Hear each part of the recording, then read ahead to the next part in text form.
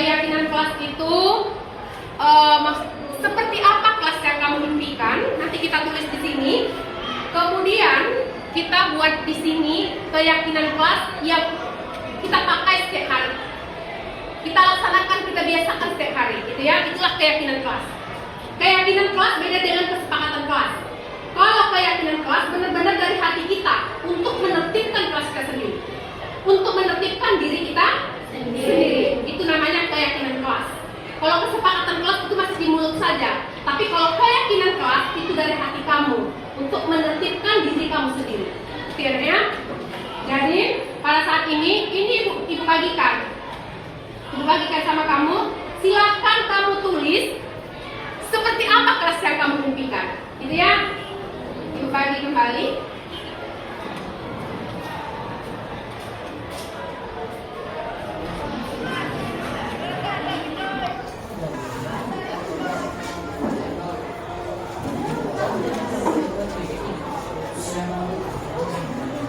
Oke, silakan kamu tulis.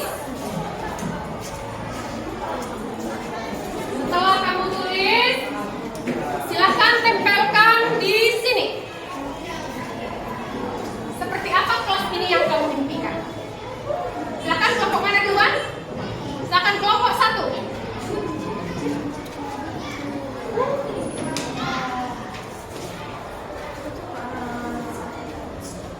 Coba, kelompok mana duluan? Yang sudah siap? Yang sudah siap? Ayo, yang sudah siap, silakan.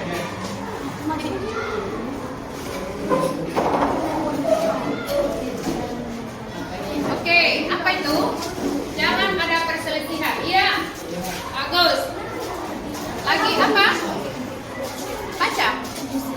Disiplin. Lanjut. Mana?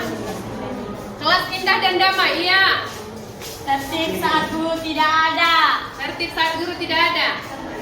Tertib. Lanjut. Kelas yang bersih. Kelas yang bersih. Lanjut. Kelompok selanjutnya. Iya. Baca ya nak. Dilarang tong sampah sembarangan. Apa itu? Bertoleransi. Apa itu? Bertoleransi. Iya. Tidak tidur saat guru menjelaskan. Iya. Saling menghormati. Lanjut. Lanjut. Apa? Tertib. Lanjut. Apa itu? Saling menghormati. Lanjut. Buka hati. Iya. Lanjut. Disiplin. Iya. Apa itu? Disiplin. Lanjut. Lanjut nak.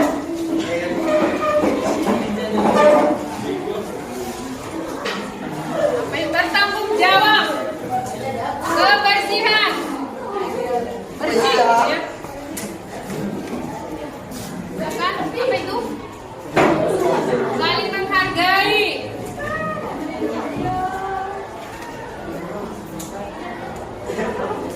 Lanjut. Apa? Oke, silakan lanjut. Tertib. Lanjut. Ya. Apa ini?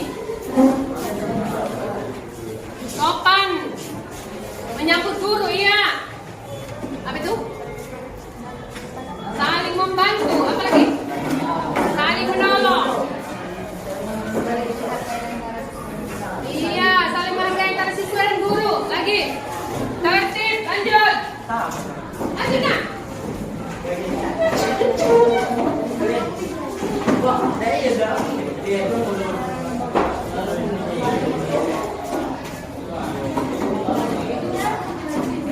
Kelas yang disiplin.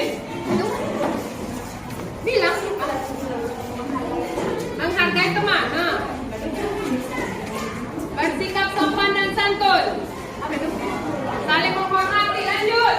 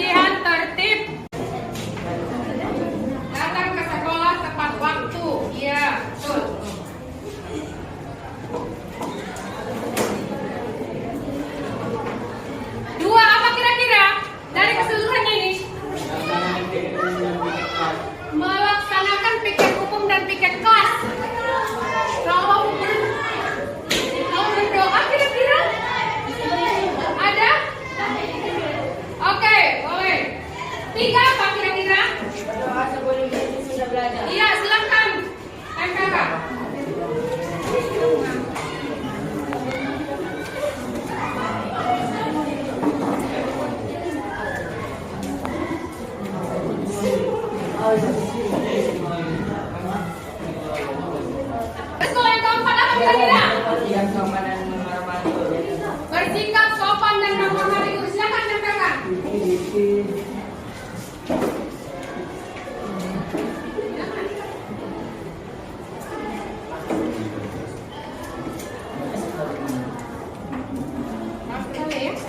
Terus yang kelima apa kira-kira? Menjaga kebersihan kelas. Iya silakan.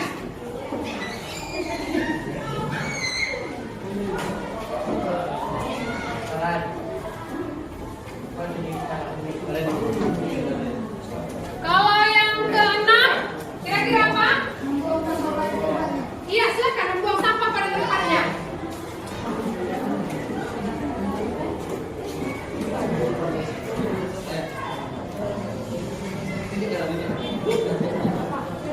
Apalagi kira-kira? Menghargai dan toleransi antar teman. Ayo silakan. Silakan.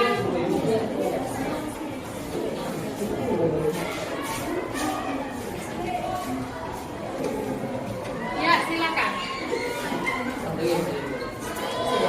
Apalagi kira-kira? Mengerjakan tugas tepat waktu. Iya silakan. Mengerjakan tugas tepat waktu.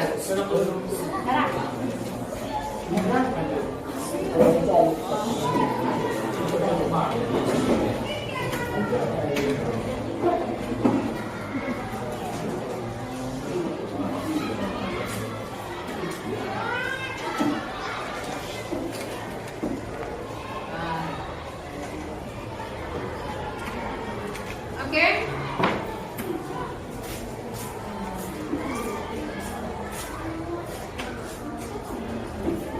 Nah, setelah ini berarti kita sudah sepakat keyakinan kelas kita untuk menertibkan kelas kita. Perhatikan ya. Untuk menertibkan kelas kita yang pertama kita datang tepat waktu. Berarti tidak boleh datang ke sekolah ataupun setelah istirahat ya. Melaksanakan piket umum dan piket kelas. Sudah tahu dengan jadwalnya masing-masing, gitu ya. Kemudian berdoa sebelum dan sesudah belajar. Kemudian apalagi bersikap sopan dan saling menghormati guru dengan teman juga seperti itu ya. Kemudian menjaga kebersihan kelas. Ya. 6. Buang sampah pada tempatnya. Sama enggak ini? Sama enggak? Menjaga kebersihan kelas, membuang sampah ke tempat ini contohnya kalau di luar ya, kalau bisa di luar. Kemudian yang ketujuh, menghargai dan toleransi antar teman. Ini yang berlainan agama juga iya ya, saling seagama dan yang berlainan agama juga. Kemudian yang kedelapan, mengerjakan tugas tepat waktu. Mudah-mudahan kedepannya kalian semakin baik. Oke. Inilah keyakinan kelas kita. Silakan sekarang ini kita silakan tanda tangan ke depan. Cepat.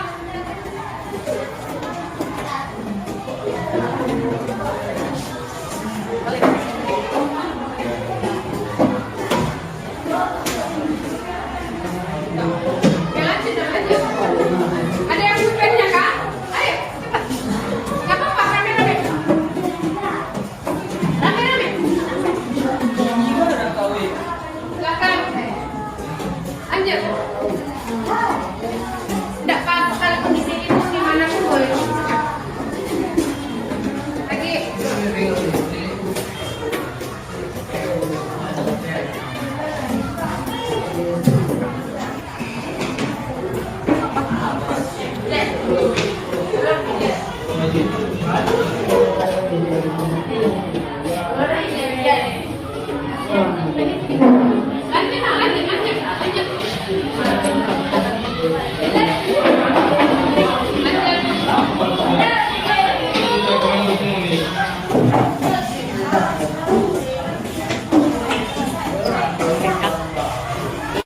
Assalamualaikum warahmatullahi wabarakatuh. Perkenalkan nama saya Gilang Rahman, saya dari kelas 96. Setelah kami membuat keyakinan kelas, saya merasa diri saya lebih baik karena keyakinan kelas dari kesepakatan kami bersama. Semoga kedepannya saya lebih baik lagi. Terima kasih. Selamat pagi, salam sejahtera bagi kita semua. Perkenalkan, nama saya Yedija Banjar Nahor. Saya dari kelas 96. Dengan adanya keyakinan kelas, kami lebih termotivasi untuk melakukan hal-hal baik karena keyakinan kelas tersebut merupakan hasil musyawarah dari kami sendiri. 1. Datang ke sekolah tepat waktu. 2. Berdoa sebelum dan sesudah belajar. 3. Sopan dan santun kepada guru. 4. Kelas kami lebih bersih. 5. Mengerjakan tugas tepat waktu. 6. Kami lebih bersahabat dengan teman dan tidak ada saling membuli-membuli. Terima kasih.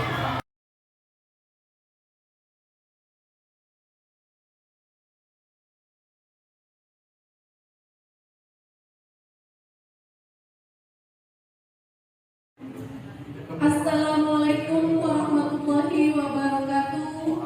Salam Om Swastiastu, Namo Buddhaya, salam kebajikan. Selamat pagi, salam sejahtera untuk kita semua. Yang terhormat Kepala Sekolah SMP Negeri 1 Sibolga, Ibu Siti Zubaidah Siregar, SPD MPD MM.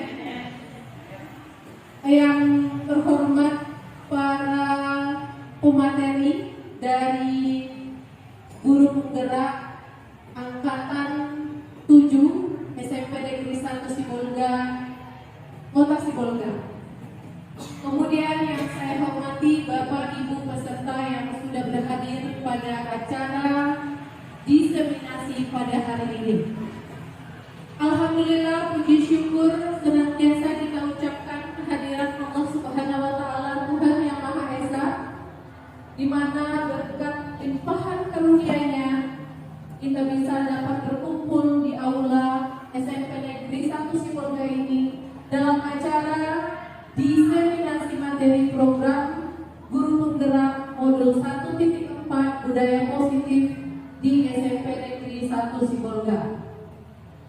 Baik, sebelum kita mulai acara, perkenankan saya memperkenalkan diri. Saya Neviani Pasaribu SPD sebagai MC pada pagi hari ini, di mana acara akan kita mulai. Yang pertama yaitu pembukaan oleh saya sendiri. Yang kedua yaitu menyanyikan lagu Indonesia Raya. Kepada seluruh peserta dipersilakan untuk berdiri.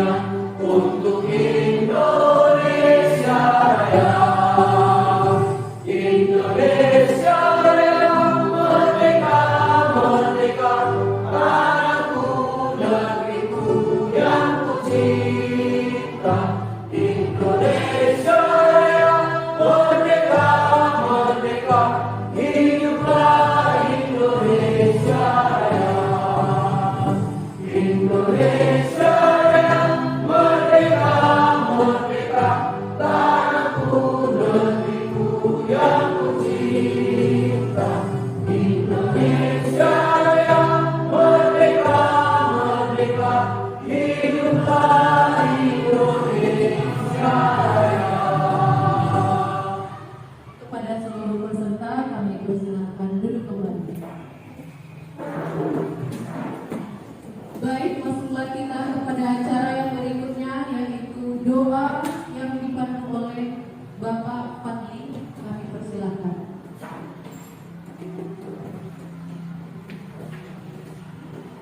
Assalamualaikum warahmatullahi wabarakatuh. Baiklah Bapak Ibu, kita berdoa menurut ajaran kita masing-masing. Doanya saya pimpin dengan agama Islam. A'udzubillahi minasyaitonir rajim. Bismillahirrahmanirrahim. Alhamdulillahirabbil alamin. Wassalatu wassalamu ala asrofil anbiya'i wal mursalin wa ala alihi wa sahbihi ajma'in. Allahumma ya Allah, ya Tuhan kami, dengan mengucapkan puji dan syukur kehadirat-Mu atas segala rahmat dan karunia-Mu yang Engkau limpahkan kepada kami, kepada para pemimpin kami, kepada masyarakat dan negara kami. Allahumma ya Allah, ya Rabbana ya Karim, jadikanlah acara diseminasi materi program guru penggerak ini sebagai majelis ilmu yang bermanfaat, yang membuahkan hasil bermanfaat bagi kami, masyarakat dan bangsa negara kami. Ya Allah ya Rabbana, acara ini tujuan tidak lain hanya untuk memperoleh ridho-Mu semata. Untuk itu ya Allah, berilah petunjuk dan bimbingan kepada kami agar kami dapat menjalankannya dengan baik. Allahumma ya Allah ya Rabbana ya Karim, ya Allah, hanya kepada-Mu kami melakukan pengabdian dan hanya kepada-Mu kami memohon pertolongan. Anugerahkanlah kepada kami tekad, kekuatan, keikhlasan, lindungan dan bimbingan untuk menjalankan amanah sebagai guru yang bekerja dan berkarya dari pengabdian-Mu semata. Rabbana atina fid dunya hasanah wa fil akhirati hasanah wa qina adzabannar. Walhamdulillahi rabbil alamin. Assalamualaikum warahmatullahi wabarakatuh.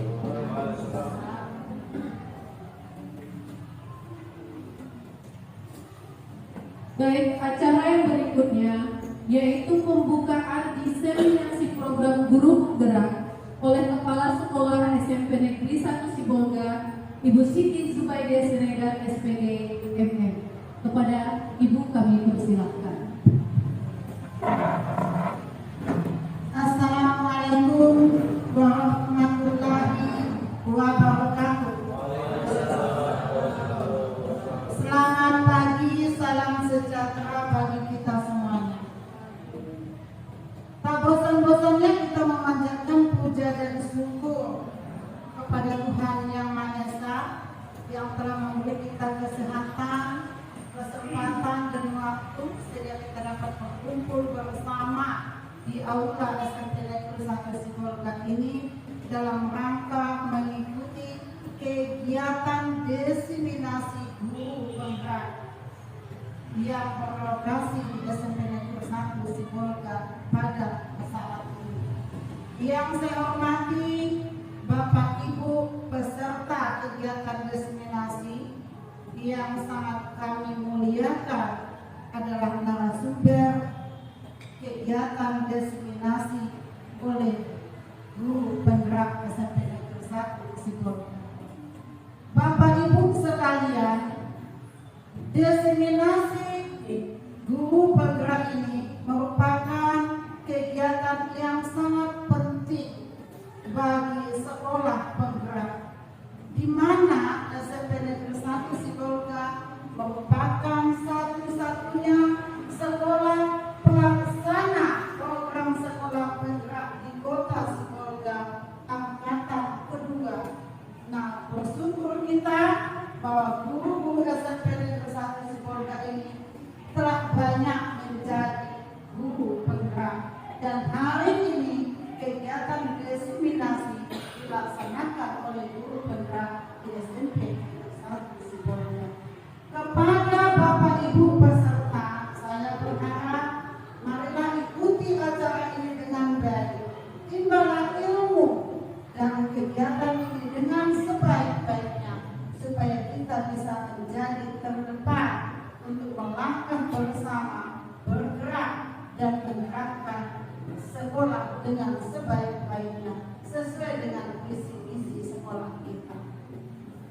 Untuk itu, atas ridho Tuhan Yang Maha Esa dan izin kita semuanya, kegiatan diseminasi guru penggerak yang dilaksanakan di SMP Negeri 1 Sibolga pada hari ini secara resmi dibuka.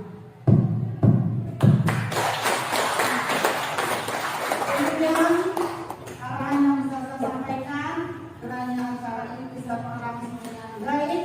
Billahi taufiq wal hidayah. Assalamualaikum warahmatullahi wabarakatuh.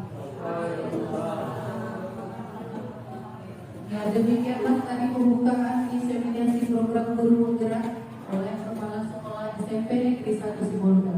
Acara berikutnya yaitu presentasi materi, yang mana materi akan terdiri dari 7 materi, di antaranya 1 perubahan paradigma belajar, 2 disiplin positif, 3 motivasi perilaku manusia, 4 kebutuhan dasar manusia, 5 posisi kontrol restitusi, 6 keyakinan kelas, dan 7 segitiga restitusi. Baik, kepada pemateri, Ibu pemateri, kami persilahkan dengan segala hormat. Assalamualaikum warahmatullahi wabarakatuh. Selamat siang, salam sejahtera buat kita semuanya. Pertama-tama adalah kita mengucapkan puji syukur kepada Allah Tuhan Yang Maha Esa yang sudah memberikan kita kesehatan dan kesempatan buat hadir pada hari ini guna untuk mengikuti acara diseminasi materi program guru penggerak modul 1.4 budaya positif di SMP Negeri 1 Sibolga. Kemudian yang kami hormati, kayaknya adik-adik kami sekalian, rekan guru yang baik dan setia yang masih menunggu sampai agak siang. Terima kasih kami ucapkan. Mudah-mudahan bertahan sampai akhir dari acara ini. Baiklah, saya akan menyampaikan materi dari budaya positif ini. Saya mulai dari tujuan dari budaya positif ini dilakukan. Yang pertama adalah murid mampu membuat keyakinan kelasnya masing-masing. Kemudian yang kedua adalah menumbuhkan budaya positif di sekolah dengan meyakini nilai-nilai kebajikan. Terusnya adalah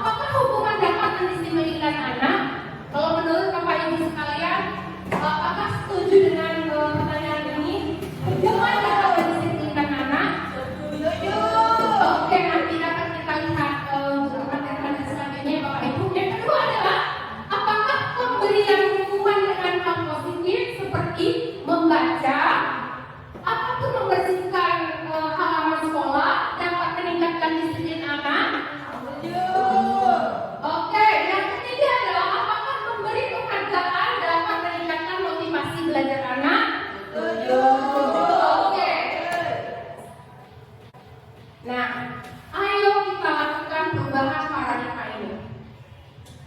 Kita misalkan saja, saya adalah si A dan moderator adalah si B. Sobeklah sekali kertas, kemudian tulis nama benda. Ketika nama benda tersebut sesuatu yang kita harus pertahankan, kita bagaimana kita supaya membukanya? Orang si B tadi meminta untuk tangan kita untuk dibuka. Bagaimana? Apakah kita tetap bertahan ataupun kita membukanya dengan cara dia membujuk kita, memberikan ancaman atau meraih, menggelitik dan lain sebagainya? Atau hal lain akan membuka kepalan tangan? Apa yang terjadi? Lanjut. Nah, para guru sekalian, jawabannya tentu kita sendiri yang bisa membuka dan tetap mentahan menutup kepalan tangan kita. Tergantung pada diri kita masing-masing sesuai dengan kebutuhan dasar yang kita pada saat ini seperti itu ya. Perubahan paradigma teori kontrol, ilusi kontrol, khayalan guru, ilusi guru mengontrol murid. Selama ini kan Bapak Ibu guru sekalian, kita mengontrol murid supaya begini, supaya begitu, kan seperti itu. Kemudian selanjutnya ilusi bahwa semua penguatan positif efektif dan bermanfaat. Kita memberikan penguatan positif kepada peserta didik kita merasa positif itu sangat bermanfaat. Kemudian yang ketiga adalah ilusi bahwa kritik dan membuat orang merasa bersalah dapat menguatkan karakter. Itu ilusi kita selama ini ya Bapak Ibu. Yang keempat adalah ilusi bahwa orang dewasa memiliki hak untuk memaksa. Selama ini kita kepada peserta didik kita, ayo kerjakan, ini tugas kamu, begini. Selanjutnya, psikiater dan pendidik Dr. William Glasser dalam kontrol teori yang belakangan kemudian terakhir berkembang dan dinamakan dengan teori, meluruskan beberapa miskonsepsi tentang makna kontrol. Yang pertama, ilusi mengontrol murid. Kita perhatikan ya Bapak Ibu sekalian. Pada dasarnya kita tidak dapat memaksa murid untuk berbuat sesuatu jika murid tersebut memilih untuk tidak melakukannya. Ya. Kemudian walaupun tampaknya guru sedang mengontrol perilaku murid, hal demikian terjadi karena murid sedang mengizinkan dirinya dikontrol. Itu ketika kita mengontrol murid itu harus begini, harus begitu gitu kan? Karena dia mengizinkan itu. Walaupun tampaknya guru sedang mengontrol perilaku murid, hal demikian terjadi karena murid sedang mengizinkan dirinya dikontrol. Saat itu bentuk kontrol menjadi kebutuhan dasar yang dipilih murid tersebut. Teori kontrol menyatakan bahwa semua perilaku memiliki tujuan, bahwa bahkan terhadap perilaku yang tidak disukai. Menggunakan selanjutnya adalah yang kedua, ilusi bahwa sebuah perbuatan positif efektif dan bermanfaat. Selama ini kita merasa bahwasanya perbuatan positif kita terhadap siswa kita ataupun sangat efektif, sangat bermanfaat kalau menurut kita. Perbuatan positif atau bujukan adalah bentuk-bentuk kontrol segala usaha untuk mempengaruhi murid agar mengulangi sesuatu perilaku tertentu adalah suatu usaha untuk mengontrol murid tersebut dalam hal waktu tertentu. Kemudian murid tersebut akan menyadarinya dan mencoba untuk menolak bujukan kita, atau bisa jadi murid tersebut menjadi tergantung pada pendapat sang guru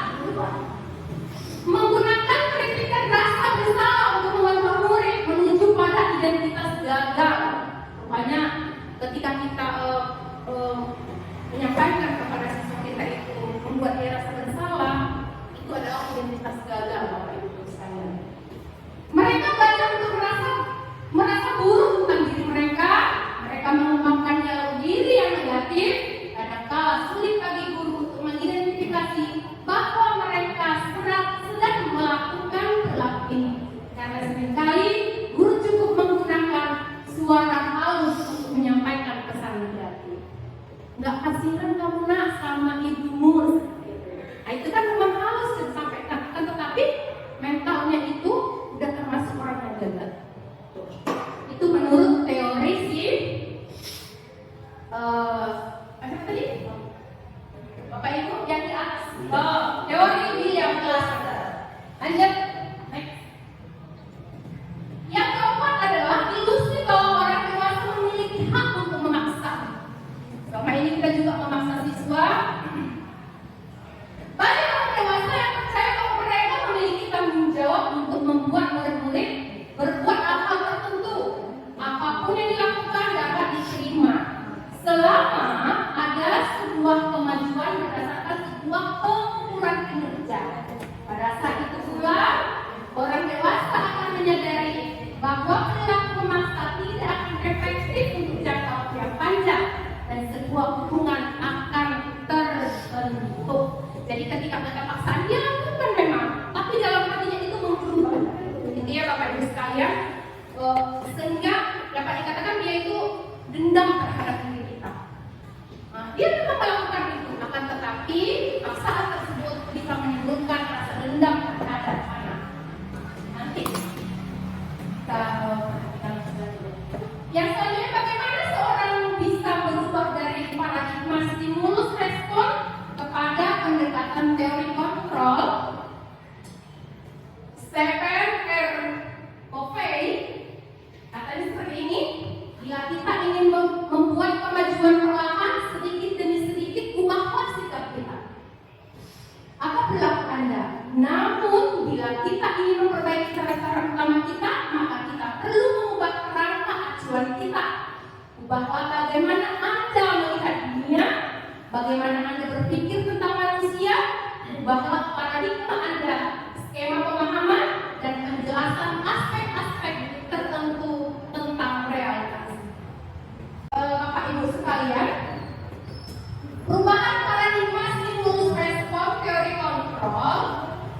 Siapa sesungguhnya yang memiliki kontrol? Nah, yang di stimulus respon, realitas kebutuhan kita sama. Selama ini kita di sini, Bapak Ibu, stimulus respon. Sedangkan di teori kontrol, realitas kebutuhan kita berbeda. Berbeda kebutuhan kita yang satu dengan yang lainnya. Kemudian semua orang melihat hal yang sama. Setiap orang memiliki gambaran yang berbeda. Sama juga kepada peserta didik kita, setiap anak itu adalah unik. Selanjutnya adalah kita mencoba mengubah orang agar berpandangan sama dengan kita. Di teori kontrol, kita berusaha memahami pandangan orang lain tentang dunia. Dan selanjutnya adalah perilaku buruk dilihat sebagai suatu kesalahan. Tetapi di teori kontrol, semua perilaku memiliki tujuan. Jadi perilaku buruk itu ada tujuan tertentu. Selanjutnya adalah orang lain bisa mengontrol saya. Tadi hanya Anda yang bisa mengontrol diri Anda. Sama dengan pengalaman tadi, kita yang mengontrol diri kita. Apakah kita butuh dengan itu atau tidak? Ya Bapak Ibu. Kemudian pemaksaan pada saat tujuan gagal.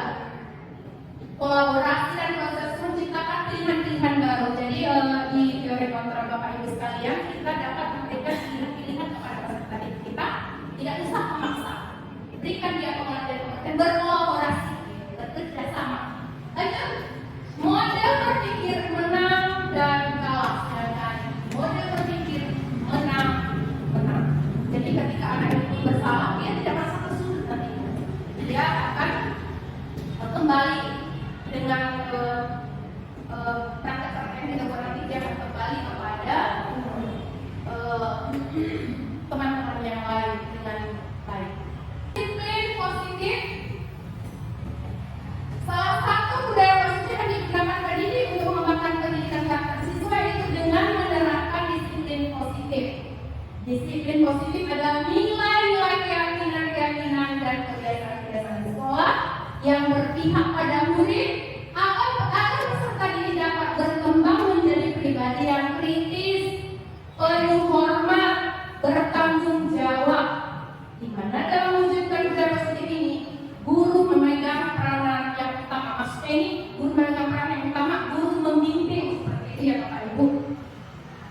Disiplin positif adalah suatu cara penerapan disiplin di lingkungan sekolah tanpa kekerasan, tanpa ancaman, yang dipraktekkannya melibatkan komunikasi tentang perilaku yang efektif antara guru dengan peserta didik.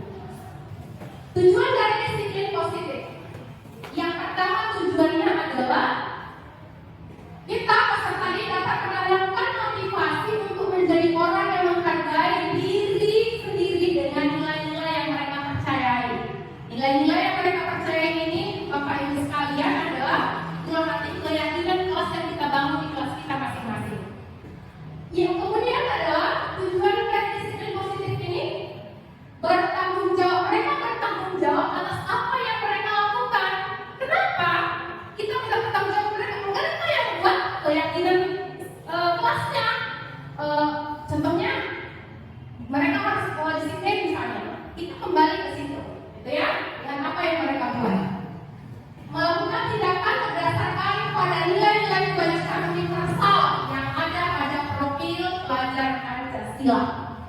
Selanjutnya adalah tujuan dari disiplin positif ini menjadikan siswa tersebut siswa dapat memotivasi dirinya. Motivasi dirinya itu intrinsik dari dalam, karena dia berdampak dalam jangka waktu yang panjang dan tidak terpengaruh dengan hukuman dan hadiah, karena mereka menjunjung tinggi nilai-nilai yang mereka hargai. Nilai-nilai yang mereka hargai tadi adalah keyakinan kelas yang mereka buat. Dan disiplin positif yang pertama adalah tegas dan bukan menghukum.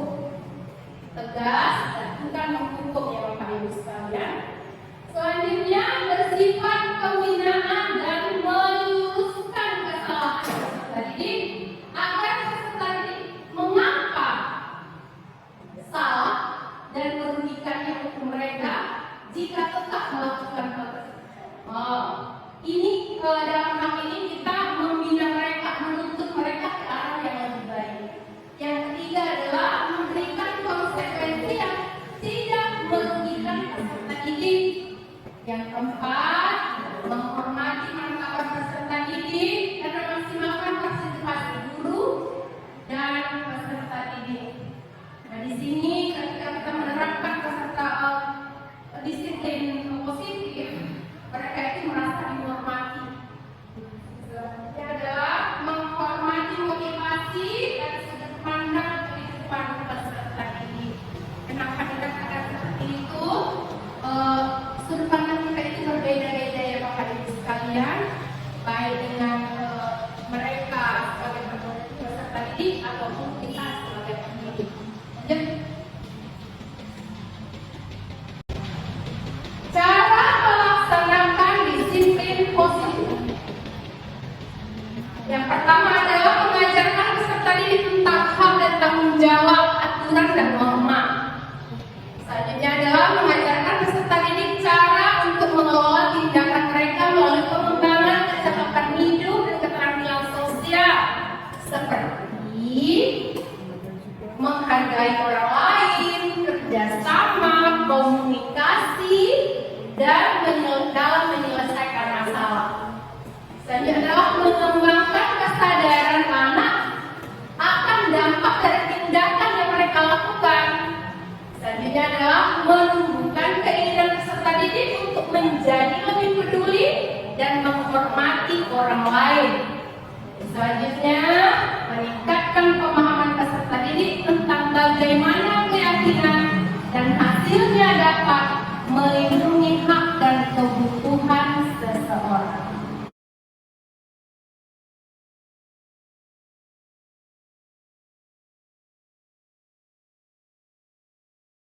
Ketiga adalah motivasi perilaku manusia. Menurut Diane Boston, 3 alasan motivasi manusia dalam melakukan sesuatu, yaitu yang pertama adalah untuk menghindari ketidaknyamanan atau hukuman. Jadi seseorang itu termotivasi dalam melakukan sesuatu dia nyaman gitu ya. Kemudian biar dia tidak dihukum. Yang kedua adalah untuk mendapatkan imbalan atau penghargaan. Nah, jadi dia termotivasi untuk datang cepat, tepat waktu misalnya, untuk apa? Untuk mendapatkan imbalan atau pujian dari gurunya misalnya dan lain sebagainya. Yang kedua itu adalah motivasi dari luar. Yang selanjutnya, yang ketiga adalah untuk menjadi orang yang mereka inginkan dan menghargai diri sendiri dengan nilai-nilai yang mereka percayai. Yang ketiga ini adalah motivasi dari dalam. Lanjut. Motivasi perilaku manusia. Yang pertama, untuk menghindari ketidaknyamanan atau hukuman, ini adalah tingkat terendah dari motivasi. Itu ya Bapak Ibu sekalian. Dalam hal ini, kita akan bertanya apa yang akan terjadi apabila saya tidak melakukannya. Kalau misalnya kita buat terlambat, apa yang akan terjadi jika saya terlambat? Seperti itu ya Bapak Ibu. Sebenarnya mereka sedang menghindari permasalahan yang mungkin muncul dan berpengaruh pada mereka secara fisik, psikologis maupun tidak terpenuhinya kebutuhan mereka bila mereka tidak melakukan tindakan tersebut. Motivasi ini adalah bersifat eksternal dari luar, karena orang lain. Seperti itu ya Bapak Ibu. Lanjut. Motivasi yang kedua ini adalah setingkat satu tingkat di atas motivasi yang pertama, yaitu motivasi untuk mendapatkan imbalan atau penghargaan dari orang lain. Nah, hal ini juga orang dengan motivasi ini akan bertanya, apa yang akan saya dapat, apa yang akan saya dapatkan jika saya melakukan ini. Seperti itu ya Bapak Ibu. Lanjut, ini yang kedua ini adalah motivasi dari luar juga, karena orang lain. Yang ketiga, motivasi perilaku manusia yang ketiga ini adalah untuk menjadi orang yang mereka inginkan dan menghargai diri sendiri dengan nilai-nilai yang mereka percayai. Jadi makanya Bapak Ibu sekalian, nilai-nilai yang dipercaya itu ataupun keyakinan kelas nantinya mereka buat sendiri memang dari hati mereka sendiri, ya. Orang dengan motivasi ini akan bertanya, akan menjadi orang seperti apakah apabila saya melakukannya? Seperti apa saya apabila saya melakukannya? Jadi dia termotivasi dari dalam supaya dia bersungguh-sungguh, saya akan seperti ini, saya akan seperti ini, seperti itu ya. Next. Kebutuhan yang keempat adalah kebutuhan dasar manusia. Ini Bapak Ibu sekalian,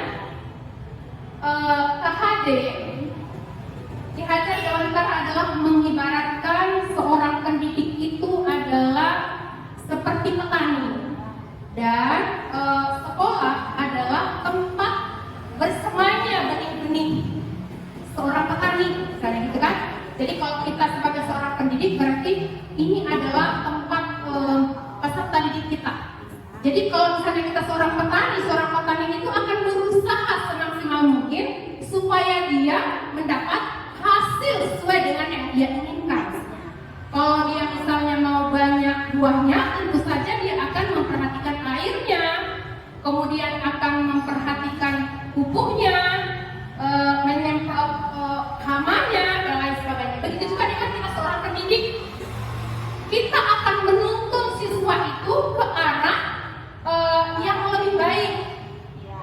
Bukan berarti kita akan mengubah apa yang ada dalam diri siswa tersebut, akan tetapi kita menuntun dia supaya ke arah yang lebih baik. Ya Bapak Ibu, berarti petani sedang berusaha memenuhi kebutuhan tanaman agar tumbuh subur. Begitu juga dengan kita seorang pendidik, kita akan berusaha menuntun siswa tersebut supaya dia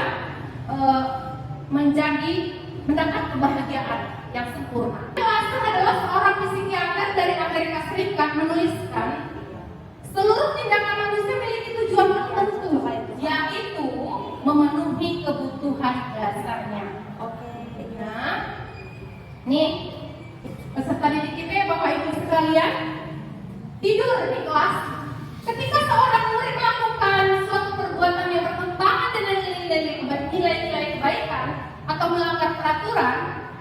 itu sebenarnya dikarenakan mereka gagal memenuhi kebutuhan dasar mereka. Untuk lebih jelasnya, mari kita lihat satu persatu kelima kebutuhan dasar itu. Baiklah Bapak Ibu sekalian, selanjutnya adalah kebutuhan dasar manusia. Kebutuhan dasar manusia itu ada 5. Yang pertama adalah untuk bertahan hidup. Yang kedua adalah penguasaan. Yang ketiga adalah kebebasan. Yang keempat adalah kasih sayang dan rasa diterima. Dan yang kelima adalah kesenangan.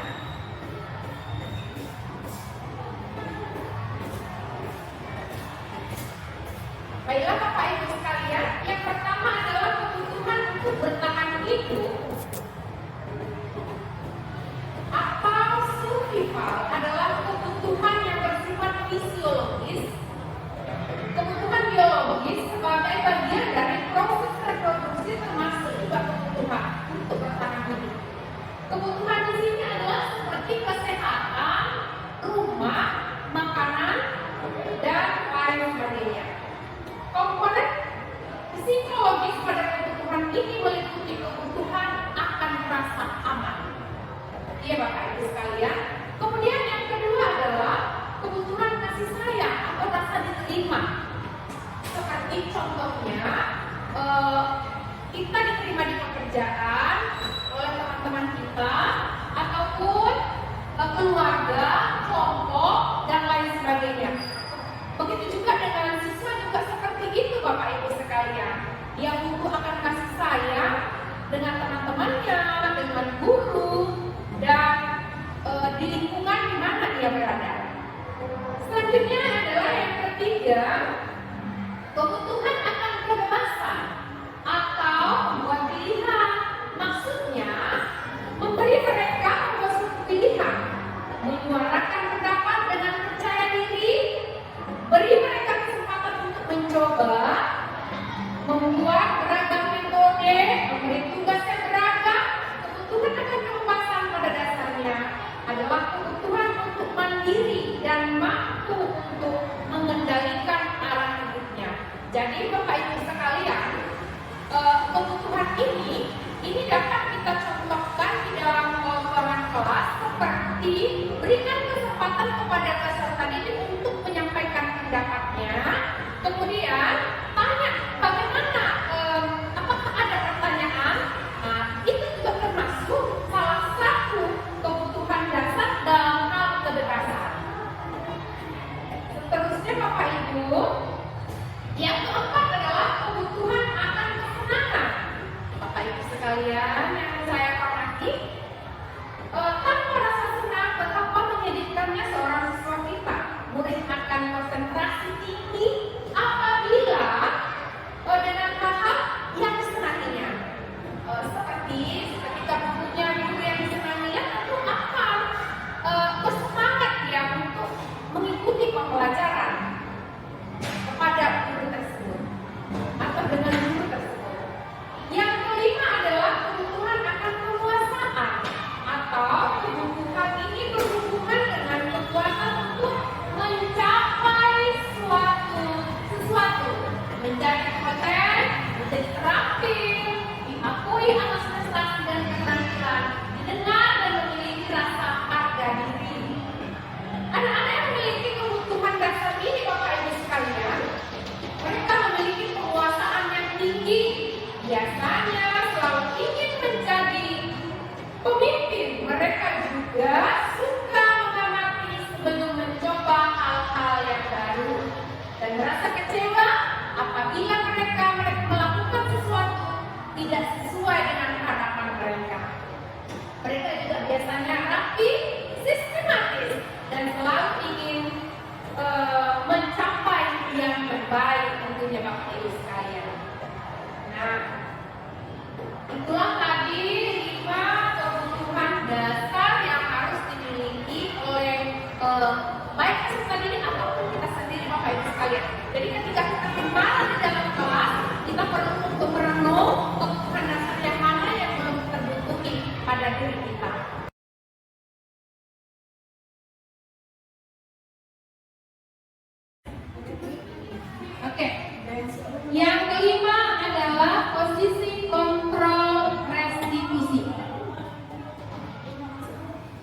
Nih, menurut si Diane Gosen dalam bukunya Restitusi mengemukakan bahwa guru perlu meninjau kembali penerapan disiplin dalam ruangan kelas mereka selama ini, apakah telah efektif, apakah berpusat pada anak, apakah kita sudah memerdekakan anak, ataupun apakah kita sudah memberikan kemandirian kepada murid, bagaimana dan mengapa. Melalui serangkaian riset dan berdasarkan pada teori kontrol Dr. William Glasser berkesimpulan ada 5 posisi kontrol dalam yang diterapkan oleh seorang guru ataupun orang tua ataupun atasan dalam melakukan kontrol. Yang pertama adalah posisi penghukum. Terus yang kedua adalah posisi pembuat bersalah, yang ketiga posisi teman, yang selanjutnya adalah posisi pemantau, dan yang kelima adalah posisi manajer.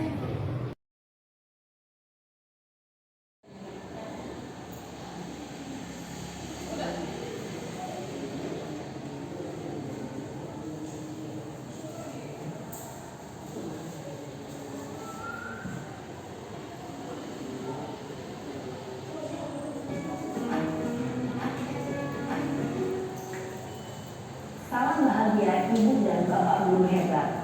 Dalam penerapan disiplin positif restitusi, salah satu program yang dikembangkan adalah 5 posisi kontrol. 5 posisi kontrol dalam restitusi adalah proses perjalanan seorang pendidik agar dapat mengenali dirinya. Pada video kali ini, kita akan membahas tentang 5 posisi kontrol yang dikembangkan oleh Diane Gosen dan contoh penerapannya.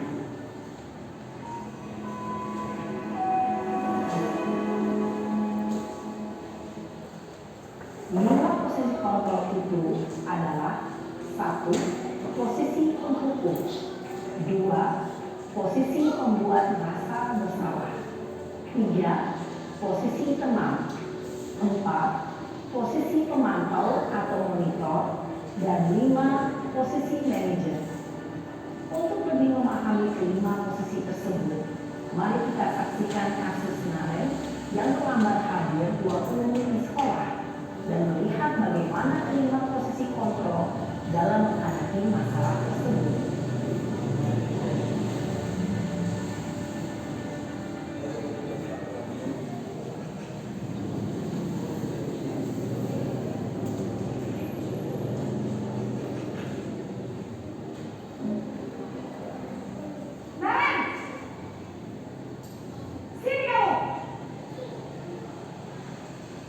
Selamat pagi, Bu. Selalu terlambat. Kamu deh, pasti terlambat. Maaf, Bu. Saya Apa? Apa coba? Alasan kamu apa lagi? Kapan sih kamu tidak terlambat? Malas sekali ya kamu jadi anak. saya Dasar pemalas. Gak kapok-kapok sih kamu. Sudah berapa kali terlambat? Sana, kamu keliling lapangan basket 2 kali. kenapa saya harus keliling lapangan basket, Bu? Kenapa? Kamu melawan ibu. Berani-beraninya jawab. Sudah terlambat, masih berani jawab pula. Sekarang keliling lapangan basket 5 kali sekalian. Biar kapok. Cepat. Pergi sana ke lapangan basket. Posisi penghukum biasanya berbicara dengan nada tinggi, menghardik, menunjuk-nunjuk, menyakiti, dan menyindir. Hukuman bisa berupa fisik maupun psikis. Ibu dan Bapak guru hebat, dampak yang terjadi pada murid ketika guru berada pada posisi penghukum adalah murid cenderung akan memberontak, bahkan menyimpan dendam.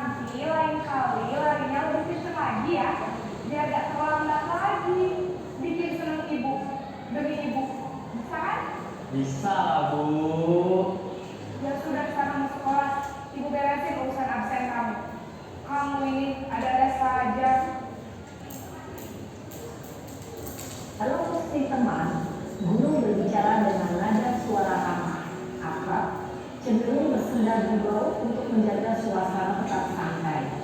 Murid akan merasa senang, aman, dan akrab dengan guru. Identitas yang tercipta adalah identitas sukses atau berhasil. Namun, perlu diingat, karena ini masih dorongan eksternal, maka ada faktor ketergantungan dari murid kepada orang tertentu. Di sini, guru aksennya, sehingga di lain waktu, murid bisa berperilaku baik, namun hanya kepada orang-orang tertentu saja.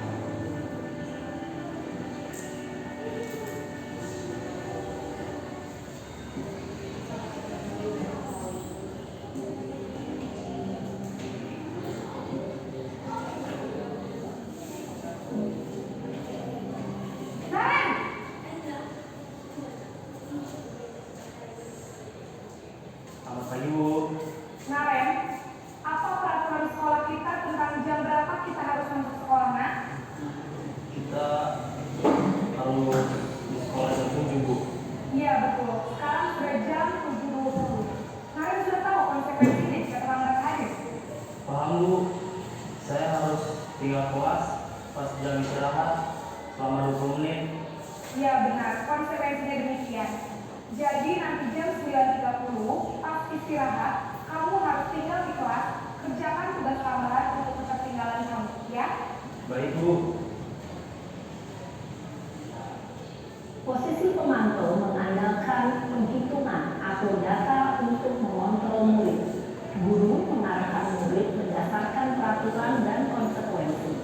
Seorang pemantau menunjukkan bahasa tubuh dan ekspresi wajah yang datar dan cenderung formal.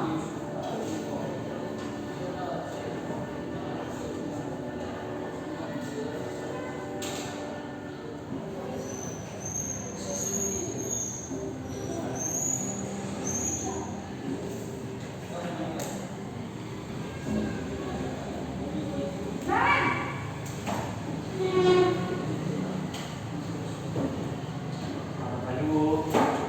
Selamat pagi, Ren. Maaf, Bu. Saya terlambat. Iya, sekolah masuknya jam 7, sekarang sudah jam 7.20. Jadi sekarang bagaimana ini, Ren? Maaf, Bu. Saya lupa soal saya semalam. Baiklah, menurut kamu, keyakinan sekolah yang mana yang perlu kamu tingkatkan? Menghargai diri sendiri dan orang lain mungkin, ya, Bu. Setuju. Jadi, apakah Anda meyakini prinsip saling menghormati tersebut? Iya, Bu. Saya meyakininya. Apakah Anda bersedia memperbaiki masalah keterlambatan ini? Bersedia, Bu. Bagaimana kamu akan memperbaiki masalah keterlambatan ini? Saya akan coba untuk tidak lupa menyetel alarm saya, Bu. Baik, kalau orang yang mempermasalahkan di rumah, ada orang yang kira-kira bisa bantu mengingatkan tidak? Ada, Bu. Kakak saya, Kak Emma. Ada lagi selain Kak Emma? Selain Kak Emma, ada ibu saya. Baik, jadi yang mengingatkan Aren adalah Kak Emma dan ibu kamu ya. Kira-kira akan mulai start alarm kapan, Aren? Setelah pulang sekolah, akan segera saya lakukan. Baik, jadi Aren akan setel alarm untuk bangun besok pagi dan akan diingatkan oleh kakak dan ibunda Aren ya. Ada lagi yang mungkin perlu dilakukan, Aren? Agar tidak terlambat bangun lagi. Tidak ada, Bu. Baik, Aren. Terima kasih untuk kerjasama kamu. Sekarang kamu perlu kembali ke kelas untuk belajar. Baik, Bu. Terima kasih. Posisi manajer adalah posisi kontrol yang disarankan untuk membimbing murid memiliki sikap disiplin yang positif, yaitu murid yang mandiri, bertanggung jawab, dan dapat memecahkan masalah. Tujuan dari posisi ini adalah agar murid dapat berefleksi atas tindakannya. Guru akan dengan tulus memberikan pertanyaan-pertanyaan bermakna, sehingga membuat murid dapat belajar dari kesalahannya dan mencari sebuah solusi untuk menyelesaikannya. Ibu dan Bapak Guru hebat, setelah mengamati adegan kelima posisi kontrol tadi, kira-kira posisi mana yang paling ideal? Posisi mana yang dapat menunjang motivasi intrinsik murid? Ya, tentu posisi manajer. Posisi ini memang posisi ideal dan ingin dituju setiap pendidik. Pada posisi inilah guru dapat menerapkan disiplin positif dan berpihak pada murid yang memerdekakan murid. Perjalanan seorang pendidik tentunya tidak mudah untuk sampai pada posisi seorang manajer. Namun, tujuan kita pasti, yaitu menciptakan murid-murid yang mandiri, merdeka, dan bertanggung jawab. Semoga penggambaran 5 posisi kontrol yang telah diperlihatkan ini dapat menjadi ajang refleksi bagi kita semua, agar dapat terus mengasah dan menerapkan disiplin positif yang memerdekakan murid. Mari terus berlatih dan bersemangat. Selamat menerapkannya. Salam dan bahagia Ibu dan Bapak Guru. Hebat.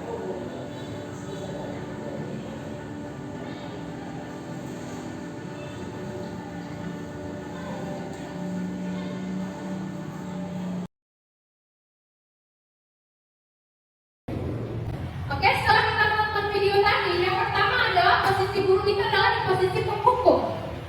Biasanya menggunakan hukuman fisik ataupun verbal. Dalam posisi ini senantiasa mengatakan bahwa sekolah memerlukan sistem, gitu ya, atau alat yang tepat yang dapat menekan murid-murid yang lebih dalam lagi. Guru akan berkata, patuhi aturan saja, itu misalnya ya. Awas jika tidak kamu patuhi, ataupun kamu selalu salah. Nah, seperti itu ketika kita berposisi di seorang penghukum. Kemudian dalam posisi ini peserta didik itu akan mendendam ya Bapak Ibu sekalian, karena dia tidak terima dengan hukuman yang kita berikan. Yang kedua adalah posisi membuat merasa bersalah. Dalam hal ini posisi guru dalam menyampaikan suatu hukuman kepada anak dengan rasa bersalah dengan lemah lembut. Contohnya, kamu tidak kasihan melihat ibumu. Berapa kali Bapak beritahu ya, seperti itu ya. Ataupun ibu sangat sayang sekali sama kamu. Kenapa kamu tidak memperhatikan omongan ibu? Lembut, tapi sebenarnya itu adalah suatu kesalahan yang kita perbuat kepada siswa kita. Posisi ini murid memiliki penilaian yang selanjutnya adalah posisi sebagai teman. Nih, posisi sebagai teman ini juga sering kita lakukan ini. Ayo, bantulah, seperti itu ya. Demi bapak gitu, atau demi ibu. Oh, anak ini ganteng sekali, pasti dia akan dapat melakukannya. Nah, gitu seperti itu. Kita menganggap dia sebagai teman kita. Ayo ingat tidak bantuan bapak selama ini. Ayo lakukan, gitu misalnya. Atau, ya sudah kali ini tidak apa-apa, gitu ya. Ya sudah kali ini tidak apa-apa, nanti ibu bantu bereskan. Nah, itu adalah salah satu adalah posisi teman. Hal negatif dari posisi teman ini adalah bisa suatu saat guru tersebut tidak membantu, maka guru akan merasa kecewa dan berkata, saya pikir bapak itu teman saya. Jadi dia merasa kecewa di situ. Jadi itu adalah berpengaruh dengan motivasinya tadi dari luar ya Bapak Ibu sekalian. Lanjut yang ya, murid merasa dikecewakan dan tidak mau lagi berusaha. Hal lain yang mungkin timbul adalah murid hanya berpindah untuk guru tertentu. Kalau kita jadikan dia sebagai teman kita ya, dengan guru yang lain tidak. Posisi sebagai pengontrol. Kalau sebagai pengontrol ini guru selalu mengandalkan peraturan. Contoh, peraturan di sekolah kita ini harus seperti ini. Ya harus kamu patuhi. Seperti itu adalah salah satu contoh guru dalam posisi sebagai pengontrol. Contohnya adalah peraturannya apa? Apa yang telah kamu lakukan? Nah, seperti itu. Lanjut. Selanjutnya adalah posisi sebagai manajer. Ini adalah posisi yang terakhir. Manajer adalah posisi mentor di mana guru berbuat sesuatu bersama dengan murid, mempersilahkan murid, mempertanggungjawabkan perilakunya, mendukung murid agar dapat menemukan solusi atas apa yang diperbuatnya. Ya, seorang manajer telah memiliki keterampilan, dia di posisi teman, kemudian dia semuanya secara bergantian, tapi tidak yang akan dipertanggungjawabkan ya Bapak Ibu sekalian. Bila kita menginginkan murid-murid kita menjadi manusia yang merdeka, mandiri dan bertanggung jawab, maka kita perlu mengacu kepada restitusi yang dapat menjadikan murid kita seorang manajer bagi dirinya sendiri, gitu ya Bapak Ibu. Di manajer, murid diajak untuk menganalisis kebutuhan dirinya maupun kebutuhan orang lain, gitu ya Bapak Ibu. Jadi posisi kontrol yang paling bagus adalah posisi di manajer. Jangan kita mengadakan peraturan juga, jangan menghukum. Kemudian sebagai teman juga, itu hanya berpengaruh untuk diri kita sendiri saja. Okay. Yang keenam adalah keyakinan kelas. Ini kelas saya Bapak Ibu. Ya. Mengapa keyakinan kelas? Mengapa tidak peraturan saja? Jawab pertanyaan berikut ini. Yang pertama, coba kamu perhatikan, Bapak Ibu sekalian, mengapa kita memiliki peraturan tentang penggunaan helm pada saat mengendarai kendaraan bermotor? Tentu saja karena kebutuhan dasar yang ada di kita adalah untuk keselamatan. Kemudian mengapa kita memiliki peraturan tentang penggunaan masker dan cuci tangan? Itu adalah untuk kesehatan kita. Kemungkinan jawaban adalah untuk kesehatan ataupun keselamatan kita. Nah, nilai-nilai keselamatan atau kesehatan inilah yang kita sebut sebagai suatu keyakinan. Jadi Bapak Ibu sekalian, kalau keyakinan kelas itu benar-benar dari hati para peserta didik kita, kemudian kita menuntun mereka atau membimbing mereka supaya mereka dapat membuat suatu keyakinan yang dapat dijalankan mereka setiap hari, dan lama-kelamaan nanti akan terpupuklah rasa motivasi mereka itu dari dalam. Lanjut. Terus nih. Proses pembentukan keyakinan kelas mempersilahkan warga sekolah atau murid sekolah kelas untuk mencurahkan surat pendapat. Kemudian kertas kaki dia terus Bapak Ibu kita lihat videonya keyakinan kelas. Iya.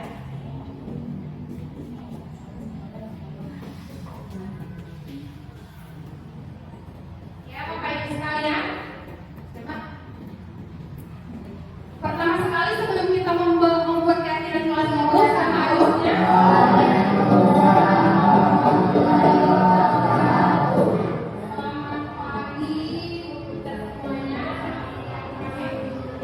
pertama sekali seharusnya Bapak Ibu sekalian untuk merasa kebangsaan terhadap peserta didik kita, mulailah dengan lagu-lagu kebangsaan ya Bapak Ibu.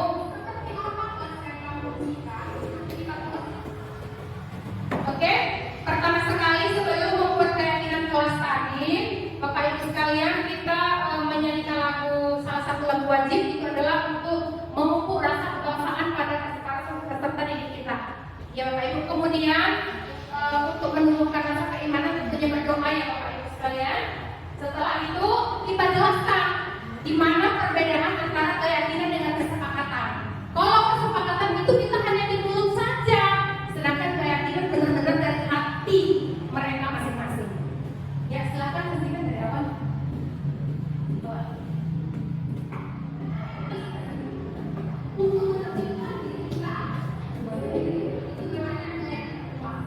Kalau kesepakatan itu masih di mulut saja, tapi kalau keyakinan kelas itu dari hati kamu untuk menertibkan diri kamu sendiri.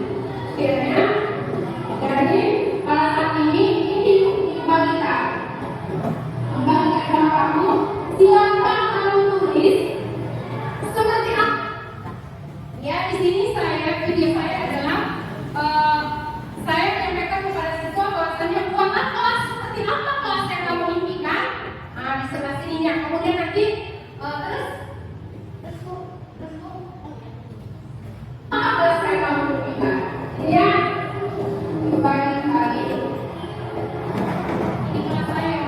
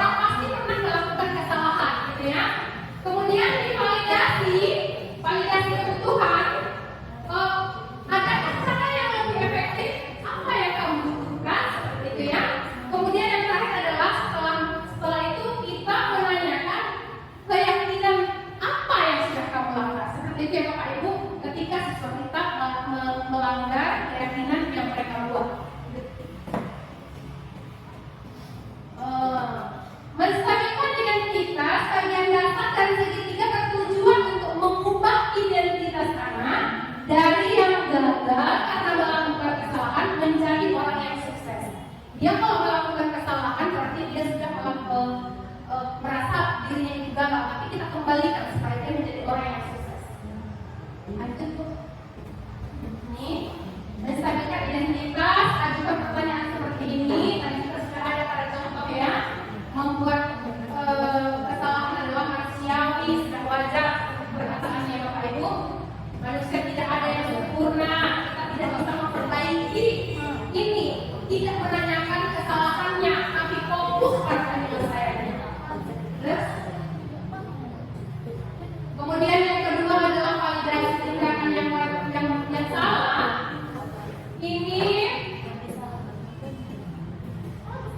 seorang guru yang memahami teori komputer pasti akan mengubah pandangannya dari teori stimulus respons ke cara berpikir proaktif, mengenali tujuan dari setiap tindakan murid akan dapat memperbaiki hubungan guru dengan murid. Lanjut, next. Validasi tindakan yang salah dapat kita katakan, padahal kamu bisa melakukan yang lebih buruk lagi, misalnya. Langsung ke contoh saja tuh, ke video demonstrasi teks.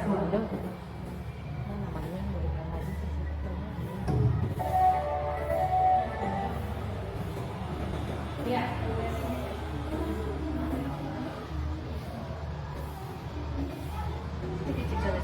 Ini adalah siswa yang membuang sampah di dalam laci ya Bapak Ibu.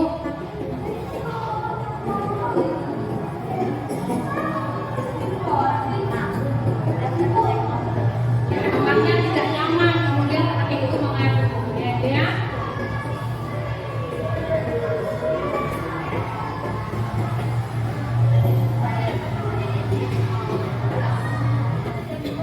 Ini adalah menstabilkan identitas dengan kata-kata. Kan Bapak Ibu sekalian.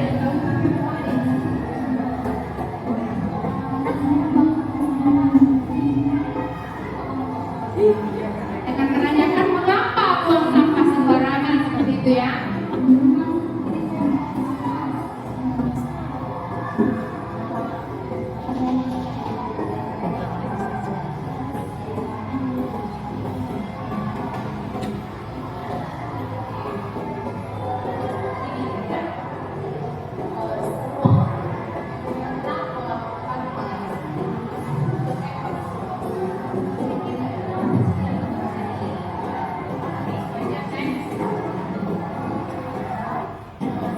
Ini validasi kebutuhan.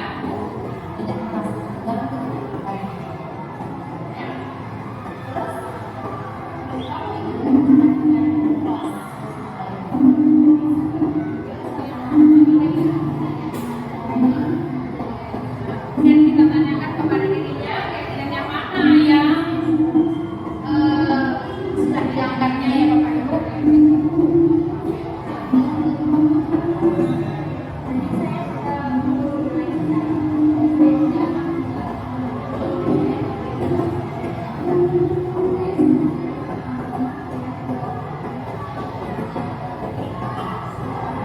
Oke, terima kasih Bapak Ibu sekalian.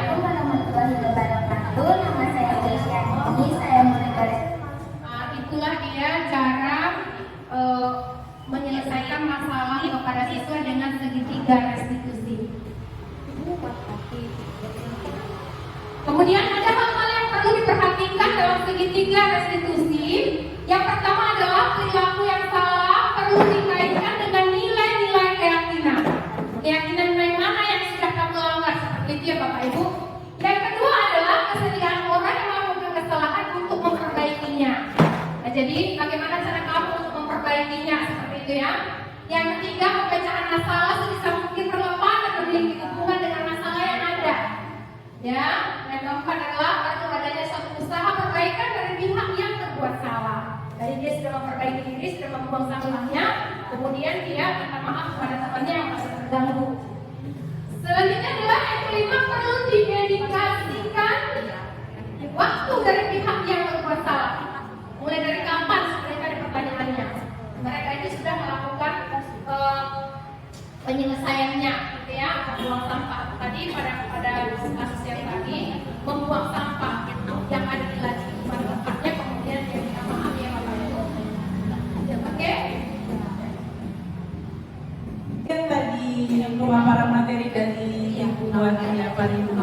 Jadi Bapak Ibu jika ada pertanyaan silahkan ditanyakan kepada beliau, nanti akan dijawab langsung oleh beliau. Untuk sesi ini kita batasi hanya 3 pertanyaan saja. Silahkan Bapak Ibu, ada yang mau bertanya? Iya, Ibu Melda yang terlebih dahulu. Silahkan Bu Melda. Terima kasih atas pertanyaan yang diberikan kepada saya. Saya mau bertanya, apa yang menjadi tujuan menerapkan disiplin positif di sekolah? Terima kasih.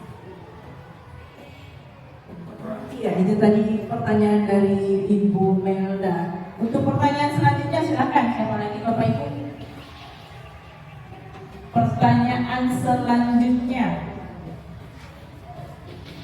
Iya, Bu Desi, silakan Bu Desi. Terima kasih. Saya akan bertanya, apa sebenarnya tujuan dasar dari segitiga restitusi? Terima kasih. Oke, pertanyaan dari Bu Desi tadi, pertanyaan kedua. Selanjutnya, pertanyaan terakhir. Iya, Bu Herlina, silakan. Assalamualaikum warahmatullahi wabarakatuh. Terima kasih kepada moderator. Saya di sini saya ingin bertanya, yaitu mengenai apa saja asas yang diperlakukan dalam penerapan disiplin positif. Baik, terima kasih. Assalamualaikum warahmatullahi wabarakatuh. Iya, pertanyaan Bu Herlina sudah. Oke, 3 pertanyaan tadi. Pertama pertanyaan dari Ibu Melda, kemudian ada pertanyaan dari Ibu Desi, dan terakhir ada pertanyaan dari Ibu Herlina. Oke, akan saya jawab Iya, silahkan Ibu. dari Ibu Melda duluan ya. Apa yang menjadi tujuan penerapan disiplin positif di sekolah? Adapun yang menjadi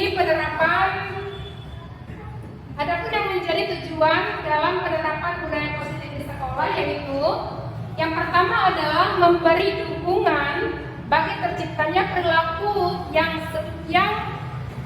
tidak seimbang. Maksudnya ini adalah ketika supaya tidak terjadi hukuman atau bentakan yang ada di sekolah. Yang kedua adalah mendorong siswa berperilaku sesuai dengan keyakinan-keyakinan yang sudah dibuat. Yang ketiga, membantu siswa memahami dan menyesuaikan diri dengan tuntutan lingkungan. Yang keempat adalah untuk mengatur keseimbangan keinginan individu satu dengan individu yang lainnya. Seterusnya adalah yang kelima, menjauhkan siswa melakukan hal-hal yang dilarang oleh sekolah. Kemudian pertanyaan selanjutnya dari Ibu apa tadi? Ibu Desi. Apa saja asas yang diperlukan dalam penerapan disiplin positif? Bukan. Apa tadi? Segitiga restitusi. Oke, baik. Tujuan dari segitiga restitusi ini adalah proses menciptakan kondisi bagi murid untuk memperbaiki kesalahan mereka sehingga mereka bisa kembali pada kelompok mereka dengan karakter yang lebih kuat, gitu ya. Jadi di segitiga restitusi ini yang pertama tadi kita menstabilkan identitas, kemudian validasi, kemudian kita menanyakan keyakinan yang mereka buat saat itu. Iya Bapak Ibu. Selanjutnya yang ketiga, apa pertanyaannya? Disiplin positif. Apa asas yang diperlukan dalam penerapan disiplin positif? Pada dasarnya disiplin positif mengajarkan orang dewasa untuk bersikap ramah dan sekaligus tegas pada saat yang sama. Bukan bersifat kasar, keras, dengan berbagai hukuman atau bersikap pesimis. Gitu ya Bapak Ibu sekalian. Ada lagi pertanyaannya? Oke, terima kasih atas segala perhatiannya. Mohon maaf atas segala kesalahan. Assalamualaikum warahmatullahi wabarakatuh. Waalaikumsalam. Iya, waalaikumsalam warahmatullahi wabarakatuh.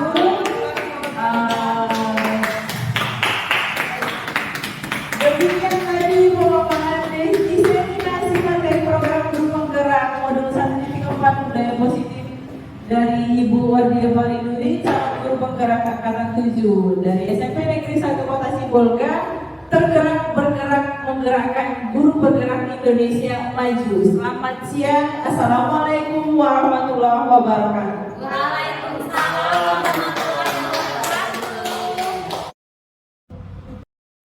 Assalamualaikum warahmatullahi wabarakatuh. Perkenalkan, saya Ibu Emi Saprida yang merupakan rekan sejawat dari Ibu Wardiah yang merupakan CGP Angkatan 7 Kota Sibolga.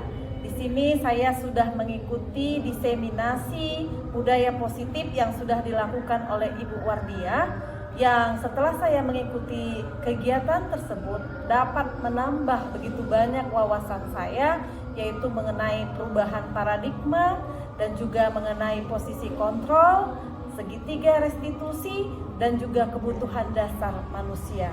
Nah, dari sini kami sesama guru selalu berkolaborasi untuk melaksanakan budaya positif di SMP Negeri 1 Sibolga. Dengan mengikuti kegiatan ini, kami menjadi lebih semangat, lebih termotivasi untuk menciptakan budaya positif di SMP Negeri 1 Sibolga yang nantinya insya Allah akan mewujudkan peserta didik yang berkarakter profil pelajar Pancasila. Terima kasih. Assalamualaikum warahmatullahi wabarakatuh. Assalamualaikum warahmatullahi wabarakatuh. Perkenalkan, nama saya Desi Larasati. Saya merupakan guru seni budaya di SMP Negeri 1 Sibolga dan merupakan teman sejawat dari Ibu Wardiah yang merupakan peserta CGB Angkatan 7. Setelah mengikuti kegiatan diseminasi yang dilakukan oleh Ibu Wardiah mengenai budaya positif, ada beberapa hal yang dapat menambah wawasan saya, yaitu tentang perubahan paradigma belajar, disiplin positif, motivasi perilaku manusia, kebutuhan dasar manusia, posisi kontrol restitusi, keyakinan kelas, dan segitiga restitusi.